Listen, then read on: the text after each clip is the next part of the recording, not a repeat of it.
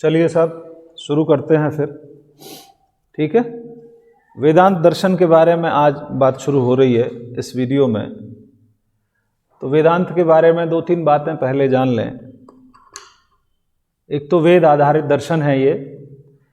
दूसरा सबसे महत्वपूर्ण बात इस दर्शन के बारे में ये है कि जितने भी भारतीय दर्शन हैं उन सब भारतीय दर्शनों में सबसे ज़्यादा लॉजिकली जिस दर्शन की ख्याति है वो वेदांत दर्शन है। वेदांत दर्शन किसी न किसी रूप में सभी दर्शनों में व्याप्त होता है और भारत की ये पहचान है वेदांत दर्शन। इतना इसका रिकॉग्निशन है वर्ल्ड वाइड जितना और किसी दूसरे दर्शन का नहीं है। देने वाले कौन है इसके वेदांत दर्शन का? तत्व दर्शन क्या है, प्रमाण विचार क्या है, इसके बारे में हम बात करेंगे डिटेल में। तो हम अपनी बात जो हम शुरू कर रहे हैं वो वेदांत के अर्थ से शुरू करते हैं कि वेदांत का अर्थ क्या है, इसका आधार क्या है। वेदांत क्या है? शाब्दिक तौर पर अगर देखा जाए तो कहा जाता है वेदों का अंत। अब वेदों के अंत से क्या मतलब होता है? देखिए, जब हमने भारतीय दर्शन की बात शुरू की थी तो भारतीय दर्शन में हमने ये लिखा था कि वेदों का जो डेवलपमेंट है वो सिस्टमैटिक तरीके से हुआ है। पहले वेद यानी कि संहिताएं लिखी गईं, फिर ब्राह्मण, फिर आरण्यक, फिर उपनिषद। इस सीरीज में वेदों का विवेचन शुरू हुआ है। तो वेद सबसे प्रथम संहिताएं वेद, और वेदों के बाद हम क्योंकि वेदांत की बात कर रहे हैं इसीलिए ब्राह्मण और आरण्यक के बारे में यहाँ बात नहीं कर रहे। वेदों से उपनिषद,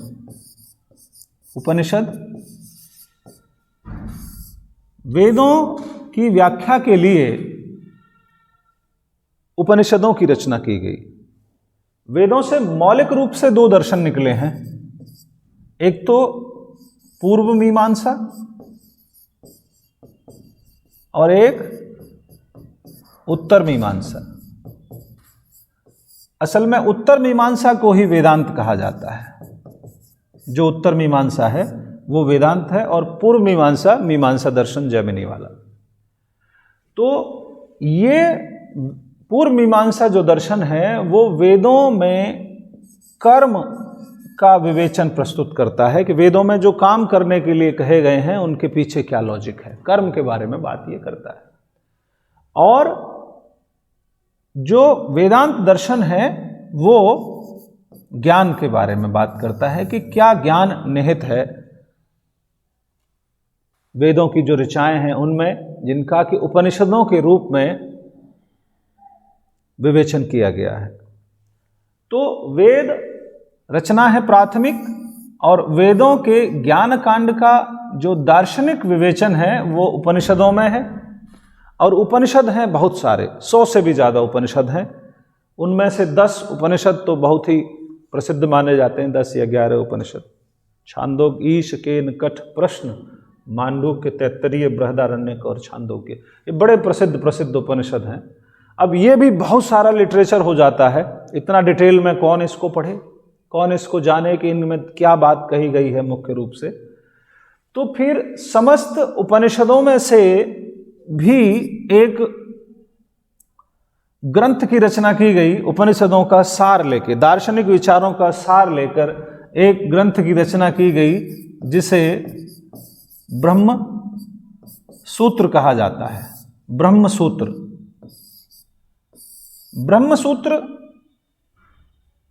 वेदों का सार है। जितने भी उपनिषद 108 उपनिषद हैं, उनमें से भी सारे उपनिषद जो मुख्य उपनिषद हैं उनमें जो भी दार्शनिक ज्ञान की बातें निहित की गई हैं उनको संकलित कर दिया गया ब्रह्म सूत्र के रूप में।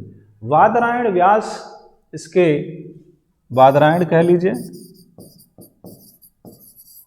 व्यास भी लगा देते हैं। कुछ लोग कहते हैं कि ये वही वेद व्यास हैं जिन्होंने महाभारत और वेदों का संकलन किया है, जिन्होंने गीता का संकलन किया था वही वेद व्यास हैं। कुछ लोग कहते हैं कि नहीं, ये दूसरे बादरायण ऋषि हैं। खैर, पर ज़्यादातर लोग यही मानते हैं कि ये वही वेद हैं, वेद व्यास वाले बादरायण व्यास ही हैं। अलग अलग ये नहीं है। तो इन्होंने इसकी रचना की। अब वेदांत के अर्थ के रूप में कुछ लोग तो ये मानते हैं कि जो उपनिषद हैं उन्हें वेदांत कहा गया है। एक मत तो ये है कि उपनिषद वेदांत हैं। वेदों का अंतिम हिस्सा, वेद अंत, वेदों का अंतिम हिस्सा यानी कि उपनिषद जिनमें दार्शनिक बात कही गई है वो वेदांत है। एक तो अर्थ इसका ये लिया जाता है। दूसरा, कुछ लोग ये कह देते हैं क्योंकि उपनिषदों की जो भी मुख्य बातें हैं वो ब्रह्मसूत्र में लिखी गई हैं, इसलिए ब्रह्मसूत्र को कुछ लोग जो है वो वेदांत कह देते हैं। तो वेदांत का जो डिसिप्लिनरी मीनिंग है, जो शास्त्रीय अर्थ है, वो तो उपनिषदों से या ब्रह्मसूत्र से लिया जाता है। पर जो व्यवहारिक अर्थ है वो ये भी कहते हैं कुछ लोग कि उच्चतम ज्ञान है वेदांत, इसके आगे फिर कुछ और जानने का नहीं है। तो वेदांत का मतलब होता है ज्ञान का शिखर जिसके आगे फिर जानने का कुछ नहीं रहता है। तो ये वेदांत के अर्थ के बारे में बात है, ये कहा जा सकता है। अब सीधा ब्रह्मसूत्र पर आते हैं साहब। जो ब्रह्मसूत्र है,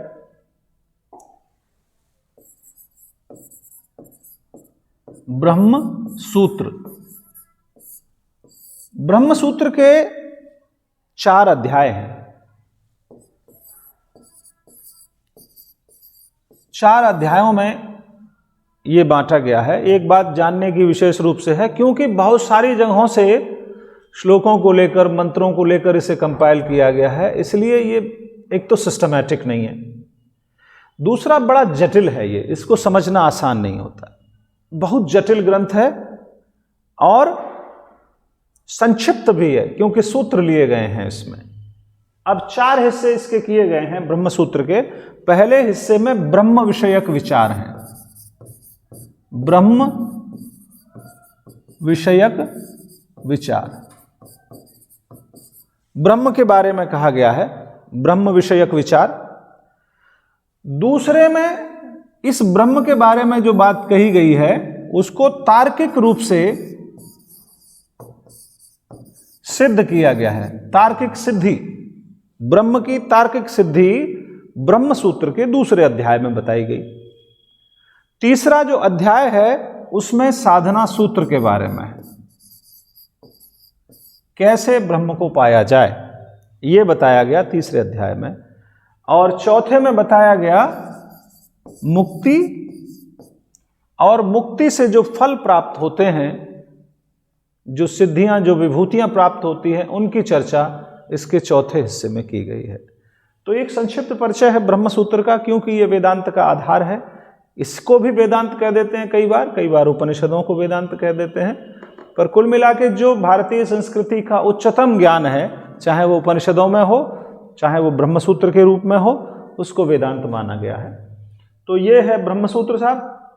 अब थोड़ा और आगे देखते हैं कि ये जो ब्रह्मसूत्र है, इस ब्रह्मसूत्र को फिर आगे जितने भी विद्वान हुए, उन विद्वानों ने इसको पढ़ा, इसको जाना, इस पर टीकाएं और भाष्य लिखे गए, इसकी विवेचनाएं की गई। तो क्योंकि ये इतना ज़्यादा मुश्किल है, इतना ज़्यादा संक्षिप्त है कि इसकी जिसने भी व्याख्या की उसमें कुछ अलग प्रकरण निकलकर सामने आए। जब इसको शंकर ने पढ़ा तो उन्होंने इसकी अलग तरीके से व्याख्या की, और उनका जो मानना था, उनका जो विचार निकलकर सामने आया ब्रह्मसूत्र के आधार पर, उसको अद्वैत वेदांत कहा गया। अद्वैत वेदांत, नॉन डुअलिज्म, शंकर की विचारधारा को कहा गया। रामानुज ने जब इसको पढ़ा तो एक और नई विचारधारा निकलकर सामने आई, जिसको विशिष्टाद्वैत कहा जाता है। विशिष्टाद्वैत, विशिष्ट अद्वैत कहा गया इसको। जब इसको माधव ने पढ़ा, माधवाचार्य इनको कह देते हैं कभी कभी, माधव ने इसको पढ़ा तो इनकी जो विचारधारा निकल कर आई वो द्वैतवाद के रूप में आई, डुअलिज्म के रूप में आई कि दो, द्वैतवाद। जब इसको निम्बार्क ने पढ़ा,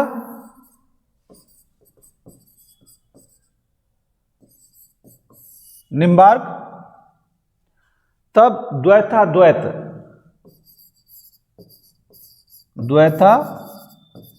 द्वैत की विचारधारा सामने आई। अब देखिए, एक ही ब्रह्म सूत्र की अलग अलग व्याख्याएं की जा रही हैं और अलग अलग जो है दार्शनिक स्कूल्स स्टैब्लिश किए जा रहे हैं। एक और है वल्लभाचार्य या वल्लभ, इनकी विचारधारा है शुद्ध द्वैत की, शुद्ध द्वैत।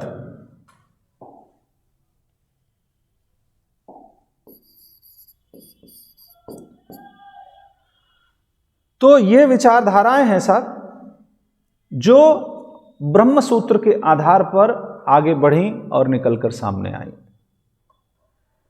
अब सबसे अहम प्रश्न जो वेदांत का है, जिसके आधार पर ये सारी जो दार्शनिक विचारधाराएं आगे बढ़ी, वो क्या है, जरा उसको देखते हैं। प्रश्न ये है कि ब्रह्म और जीव का संबंध क्या है, ब्रह्म और जीव का संबंध क्या है। ये मुख्य मुद्दा है पूरे वेदांत का, और इसी प्रश्न के उत्तर अलग अलग तरीके से लोगों ने दिए। शंकर का अद्वैत अलग तरीके से बोलता है, रामानुज का विशिष्टाद्वैत अलग तरीके से, माधव का द्वैत अलग तरीके से, निम्बार्क का द्वैताद्वैत अलग तरीके से, और वल्लभ का शुद्धाद्वैत ये अलग तरीके से बोलता है। क्या क्या कहते हैं, थोड़ी सी चर्चा इस बारे में हो जाए। शंकराचार्य का कहना है कि जीव और ब्रह्म एक ही है, इसीलिए इसको अद्वैत कहा गया। या ऐसे कह लें, इस तरीके से ना कहें कि एक ही है। शंकर कहते हैं कि जीव और ब्रह्म दो नहीं है, नॉन डुअलिज्म कहा गया है, तो दो नहीं है ये कहा गया। रामानुज जब इस प्रश्न का उत्तर करते हैं तो रामानुज ये कहते हैं कि ब्रह्म में जीव तथा प्रकृति विशेषण के रूप में है, ब्रह्म में जीव और प्रकृति विशेषण के रूप में है तो वो एक ही, पर उसमें ये दो विशेष चीजें हैं, इसीलिए उसको विशिष्टाद्वैत कहा गया। भक्ति परंपरा की यहीं से शुरुआत मानी जाती है, वेदांत में भक्ति को लाने वाले रामानुज। द्वैत, माधव का द्वैत, माधवाचार्य ये कहते हैं, इसी प्रश्न का उत्तर माधवाचार्य ने ये कह कर दिया है कि ब्रह्म और जीव दो हैं। ठीक। निम्बार्क द्वैताद्वैत में जब इस प्रश्न का उत्तर देते हैं तो वो कहते हैं कि किसी दृष्टि से तो ब्रह्म और जीव दो हैं, और किसी दृष्टि से ब्रह्म और जीव एक, दो नहीं है, दो हैं या दो नहीं है, ये कहा निम्बार्क ने। अब वल्लभ शुद्ध द्वैत में कहते हैं, ये कहते शुद्धाद्वैत में कहते हैं कि शुद्ध जगत तथा जीव का ब्रह्म में अद्वैत है, शुद्ध जगत तथा जीव का ब्रह्म से अद्वैत। अगर ये शुद्ध हो जाते हैं तो अद्वैत हो जाते हैं, और अगर शुद्ध नहीं है तो ये अलग हो जाते हैं उससे। ये बात कही वल्लभाचार्य ने। तो ये विचारधाराएं हैं दार्शनिक जो वेदांत से निकली, जो ब्रह्मसूत्र से निकली, और इस प्रश्न का उत्तर देने के कारण ही ये अलग अलग विचारधाराएं सामने आई। पर जब हम शैक्षिक दृष्टिकोण से वेदांत दर्शन की बात करते हैं तो हमारे पास शंकर का अद्वैत ही होता है, अद्वैत, नॉन डुअलिज्म बाय शंकराचार्य।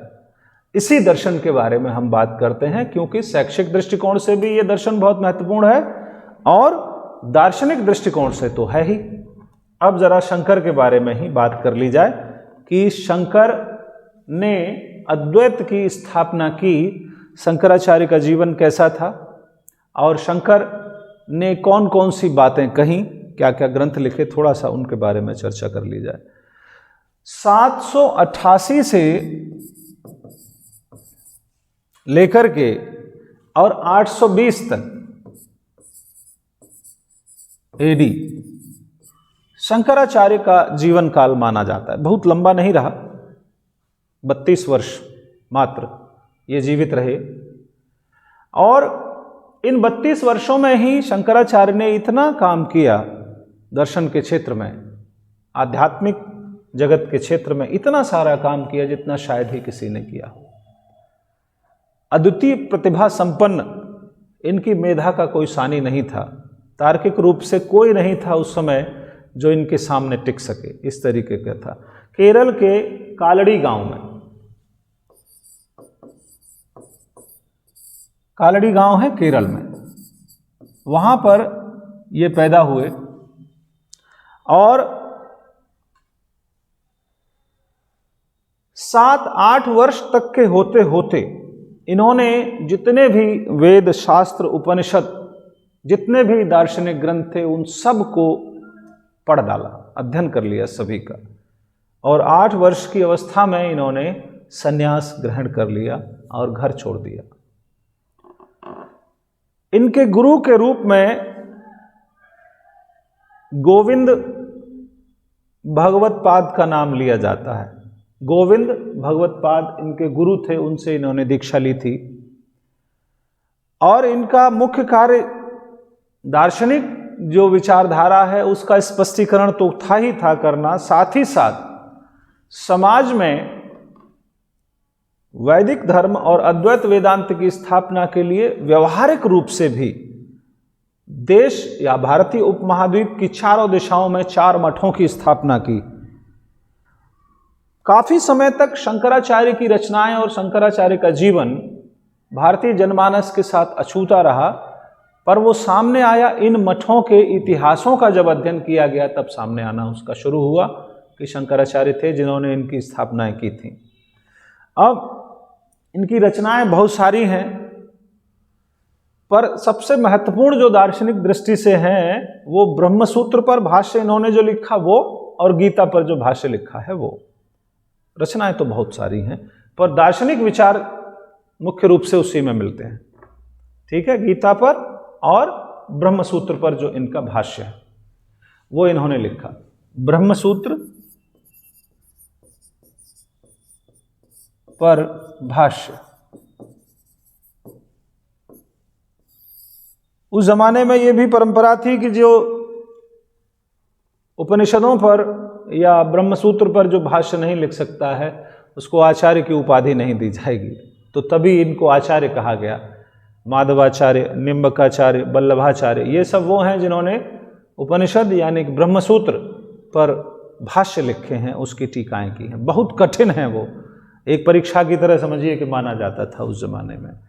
थोड़ी सी बात 4 मठों के बारे में जिनकी स्थापना हुई है, कई बार प्रश्न आता है इस पर भी, तो उसके बारे में भी बात हो जाए, चारों मठों के बारे में। ज्योतिपीठ है बद्रीनाथ, ज्योतिपीठ बद्रीनाथ, इसकी स्थापना हुई बद्रीनाथ में, ज्योतिपीठ। और हर एक जो मठ इन्होंने स्थापित किया उसका एक स्लोगन भी दिया, उसका मूल मंत्र भी दिया। अयनात्म ब्रह्म, अयनात्म ब्रह्म इस ज्योतिपीठ वाला जो मठ है उसका मूल मंत्र या स्लोगन है। और तोतकाचार्य को इन्होंने वहां पर शंकराचार्य नियुक्त किया था, तोतकाचार्य, बद्रीनाथ में। दूसरा जो मठ है वो है गोवर्धनपुरी।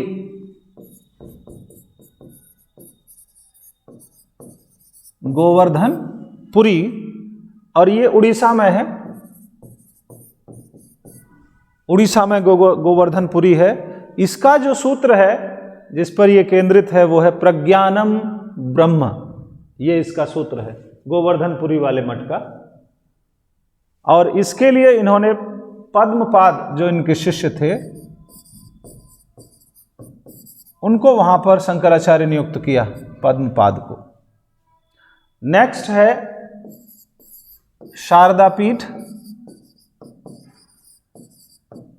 शारदा पीठ, ये शारदा पीठ द्वारिका में है, द्वारिका। और यहां पर हस्त कमलाचार्य, हस्त कमलाचार्य को इन्होंने शंकराचार्य नियुक्त किया कि यहाँ की व्यवस्थाएं आप देखेंगे। और यहाँ का जो सूत्र वाक्य है वो है तत्वमसि। नेक्स्ट है श्रृंगेरी। श्रृंगेरी पीठ, श्रृंगेरी पीठ जो है वो मैसूर कर्नाटका में है, मैसूर कर्नाटका। और यहाँ पर सुरेशाचार्य, सुरेशाचार्य को इन्होंने शंकराचार्य नियुक्त किया। और इसका जो सूत्र वाक्य है वो है अहम ब्रह्मास्मि। तो 4 सूत्र वाक्य, 4 मठ, 4 शंकराचार्य उपमहाद्वीप की चारों दिशाओं में इन्होंने बिठाए। अद्वैत वेदांत की स्थापना के लिए केवल दार्शनिक काम ही नहीं किया, किताबों ही नहीं लिखी, बल्कि प्रयोगात्मक रूप से, सामाजिक रूप से उसके उत्थान के लिए जगह भी निश्चित की कि यहां से इस काम को किया जाएगा। ठीक है। तो और कुछ काम भी इनके माने जाते हैं अद्वैत वेदांत की स्थापना के लिए जो इन्होंने किए, उन पर भी थोड़ी सी चर्चा हम यहाँ कर लें तो अच्छा रहेगा। ठीक है। एक तो इन्होंने जो मुख्य बात कही वो ये थी कि वैशेषिक हो चाहे न्याय हो या सांख्य दर्शन हो, ये वास्तव में वैदिक दर्शन नहीं है। पहली बात, इनको वैदिक दर्शन के रूप में उन्होंने मान्यता नहीं दी। बोले पैरेलल हो सकते हैं, समानांतर हो सकते हैं, पर ये वैदिक दर्शन नहीं है। वैदिक दर्शन वेदांत ही है। पहली बात तो इन्होंने ये कही। दूसरी बात ये कहा, जो बात इन्होंने कही कि जो वेद हैं, जैसा कि मीमांसा दर्शन में विश्लेषण किया गया है कि कर्म प्रधान है, कर्म की बात, कर्मकांड की बात वेदों में बहुत ज़्यादा कही गई है। इस बात का इन्होंने निराकरण किया और इन्होंने कहा कि नहीं, वेद कर्म प्रधान नहीं है, वेद ज्ञान प्रधान है, ज्ञान उनकी प्राथमिक विषय वस्तु है। एक बात इन्होंने ये कही। फिर इन्होंने कहा कि भाई कर्म हो, उपासना हो, भक्ति हो, ये सब चीज़ें ठीक हैं, पर इनसे ब्रह्म ज्ञान की प्राप्ति या मुक्ति नहीं हो सकती है। ये केवल चित्त शुद्धि के साधन हैं। चित्त शुद्धि तो इनसे संभव है, पर इनसे मुक्ति संभव नहीं हो सकती है। मुक्ति का साधन एकमात्र ज्ञान ही है। ठीक है, ये बात कही इन्होंने। नेक्स्ट इन्होंने एक बात और कही जो हमने बहुत शुरुआत में देखी थी, परिमाणवाद और विवर्तवाद, सांख्य दर्शन का सत्कार्यवाद जो देखा हमने, उस सांख्य दर्शन के सत्कार्यवाद में एक तो परिमाणवाद था, परिणामवाद, और दूसरा था विवर्तवाद। तो परिणामवाद को इन्होंने खारिज किया और विवर्तवाद की इन्होंने सहमति दी कि विवर्तवाद का मैं समर्थन करता हूं। जगत की रचना में विवर्तवाद ही जो है वो इम्पोर्टेंट चीज़ है। फिर और क्या कहा इन्होंने? इन्होंने कहा कि ब्रह्म शून्य नहीं है, जैसा कि बौद्ध दर्शन का संप्रदाय कहता है शून्यवाद। ऐसा नहीं है, बल्कि नेति नेति के द्वारा निर्वचनों का निषेध किया जाता है ब्रह्म की सत्ता की जानकारी के लिए, इसलिए उसे शून्य नहीं कहा जा सकता। और दूसरा एक बात और इन्होंने बोली कि जो माया है वो ब्रह्म की शक्ति है और वो अनिर्वचनीय है, उसके बारे में कुछ बताया नहीं जा सकता है, और उसी से संपूर्ण ये जो जगत है, ये जो सृष्टि है, ये अस्तित्व में आई है। तो कुल मिलाकर ये कुछ ऐसी फंडामेंटल बातें हैं जो हमें शंकर के विचारों को पढ़ने से पहले जान लेनी चाहिए। तो ये इनका जीवन, ये इनके किए हुए कार्य और ऐसे विचार जिनके आधार पर इन्होंने अपने दर्शन को आगे विकसित किया। और फाइनली 1820 में बद्रीनाथ से ही आगे ऊपर गुफाओं में जाकर इन्होंने समाधि ले ली और फिर ये किसी को दिखाई नहीं दिए। तो इनके जीवन का अंत हुआ बद्रीनाथ में। अब थोड़ा आगे बढ़ते हैं और इनके दार्शनिक विचारों के बारे में हम लोग बात करेंगे कि इन्होंने क्या क्या कहा है। तो सबसे पहला जो विषय हम उठा रहे हैं यहाँ पर अद्वैत वेदांत के बारे में, वो है जगत संबंधी विचार। जगत संबंधी विचार। जगत के बारे में अद्वैत वेदांत में क्या कहा गया है, शंकराचार्य क्या कहते हैं, यहां से हम अपनी बात शुरू करेंगे इनके दार्शनिक विचारों की। बहुत प्रसिद्ध कथन है अद्वैत वेदांत का, ब्रह्म सत्यम जगन मिथ्या जीवो ब्रह्मैव ना परः। ब्रह्म ही सत्य है और जगत मिथ्या है, ब्रह्म और जीव अलग अलग नहीं हैं, अर्थात एक ही है। यहाँ से इनकी बात शुरू होती है। और सबसे पहला विचार जो वेदांत देता है जगत के बारे में, वो ये कहता है कि ब्रह्म जगत का अधिष्ठान है, अधिष्ठान है, और जो जगत है वो ब्रह्म का विवर्त है, उसी का विवर्त रूप है। जगत ब्रह्म का विवर्त है। विवर्त का मतलब है डिस्टॉर्टेड फॉर्म।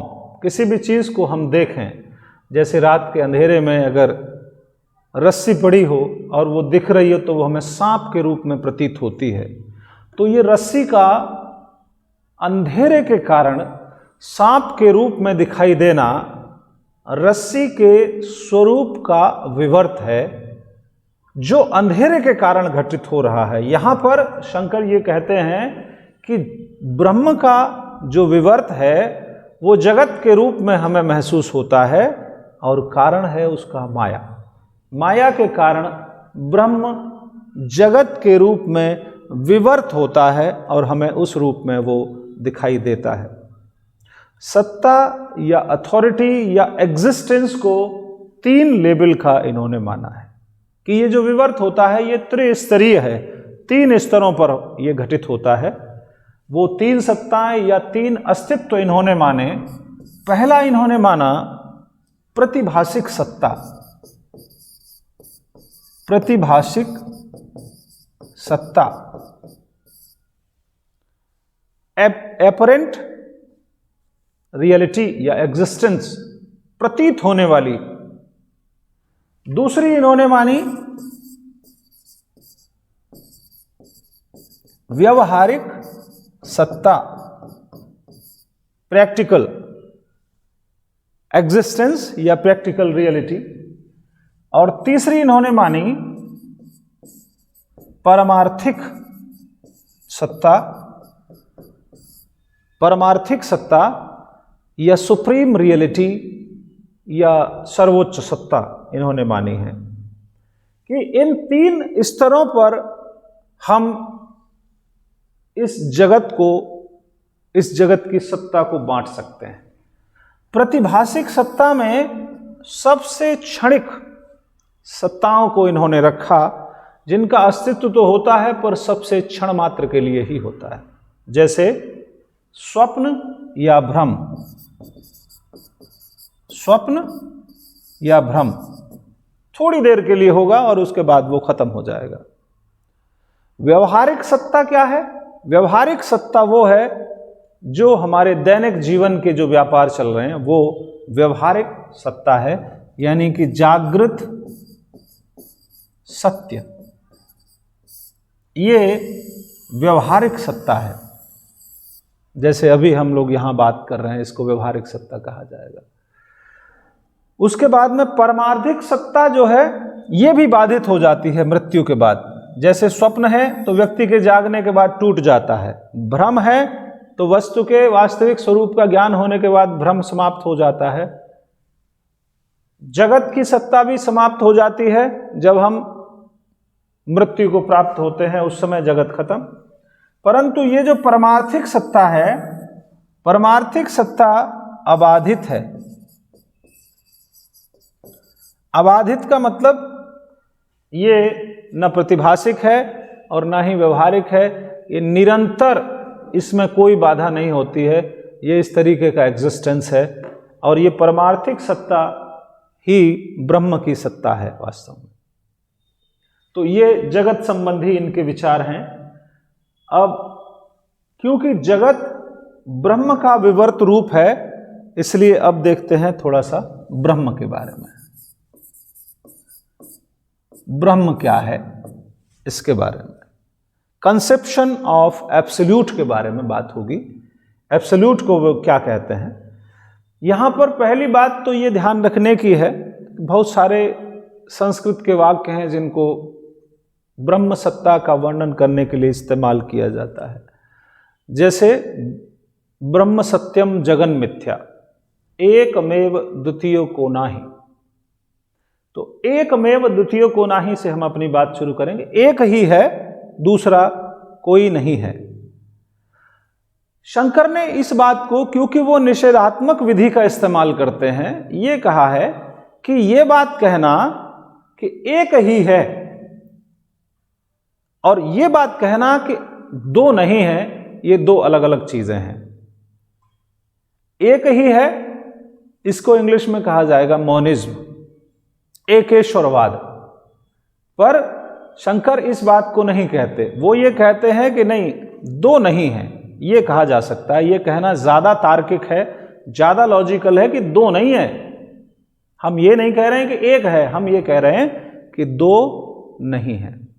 ये बात इन्होंने कही, इसीलिए इनकी विचारधारा को नॉन डुअलिज्म कहा जाता है, अद्वैत, एकेश्वरवाद नहीं कहा जाता है, अद्वैत कहा जाता है कि दो नहीं है। एक तत्ववादी हैं, दो नहीं है तो जाहिर सी बात है एक है। और सत्ता की तीन कोटियां मानी हैं जिनकी अभी हमने बात कही थी, प्रतिभासिक सत्ता, व्यवहारिक सत्ता और परमार्थिक सत्ता। उपनिषदों में ब्रह्म के बारे में कहा गया है कि ब्रह्म निर्गुण और सगुण दोनों हैं। परंतु यहां पर शंकर का मत उपनिषदों से थोड़ा सा फर्क है, और शंकर ये कहते हैं कि जो ब्रह्म है उसकी सत्ता मात्र निर्गुण है, सगुण नहीं है वो। ठीक है। तो अब तीन बातें इन्होंने इस बात को सिद्ध करने के लिए कही। कौन कौन सी तीन बातें कही वो हम देख लेते हैं। एक तो कहा, पूरा वो स्टेटमेंट है, सजातीय विजातीय स्वपरगत भेद रहितम, ऐसा कहा जाता है वेदांत में, कि न तो सजातीय भेद हैं उसमें, उससे सिद्ध किया जा सकता, ना तो ये कहा जा सकता कि उसके जैसा है। पहली बात, सजातीय भेद भी नहीं है। दूसरा, विजातीय भेद भी नहीं है। ना ब्रह्म के बारे में यह कहा जा सकता है कि वो उसके जैसा नहीं है। मतलब पहली बात, सजातीय भेद नहीं है ब्रह्म में, इसका मतलब ना तो यह कहा जा सकता कि वो उसके जैसा है, ना यह कहा जा सकता कि वो उसके जैसा नहीं है, और ना ही यह कहा जा सकता कि उसमें कोई भेद है, वो एक ही एंटिटी है।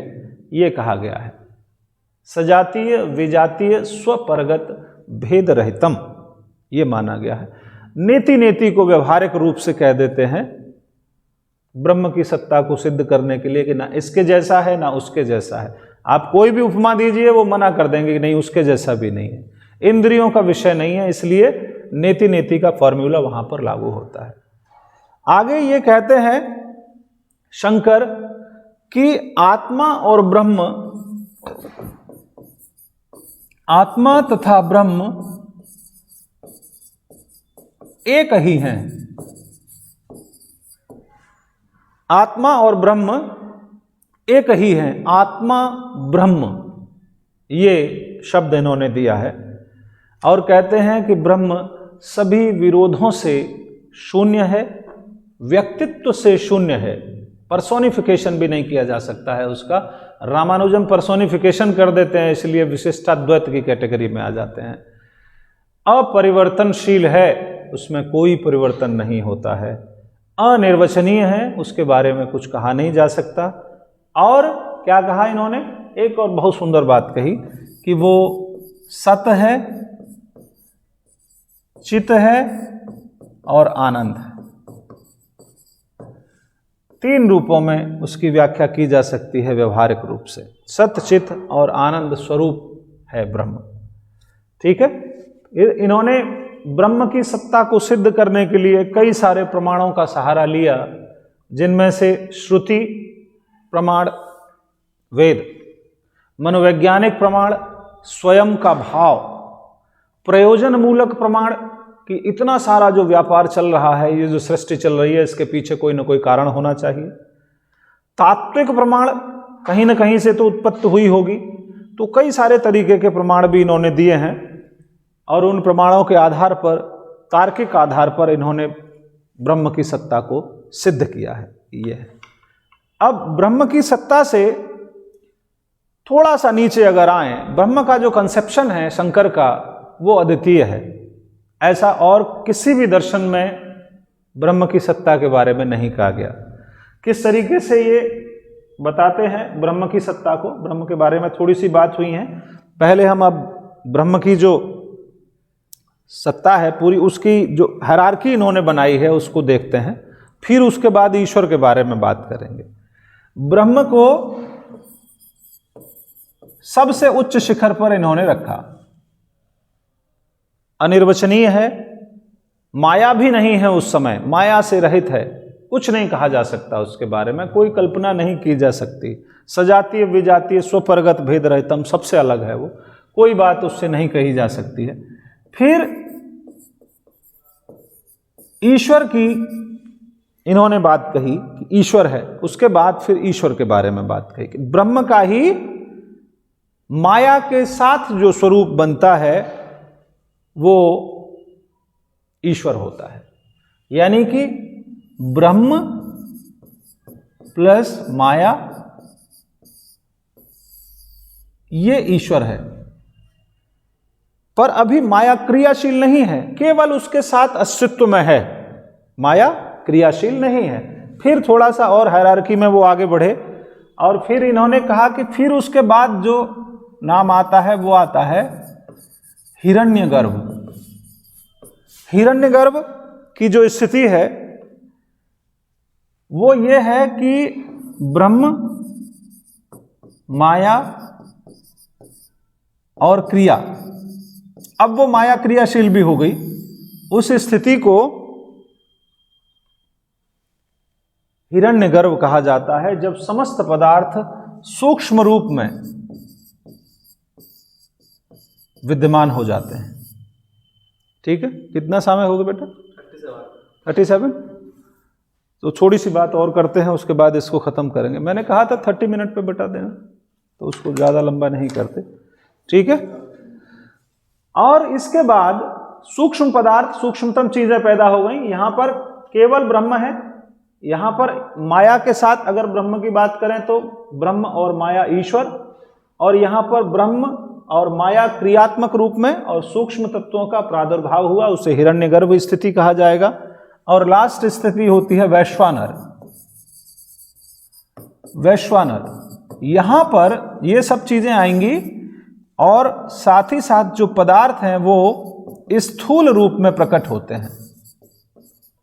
स्थूल रूप में जो समस्त पदार्थ हैं वो प्रकट होते हैं, यानी कि ब्रह्म माया के साथ, माया क्रियाशील, सूक्ष्म तत्व और पदार्थ जो है वो स्थूल रूप में आ जाते हैं। तो ये एक तरीके से ब्रह्म का जगत के रूप में प्रकट होना या उसका विवर्त माना जाता है।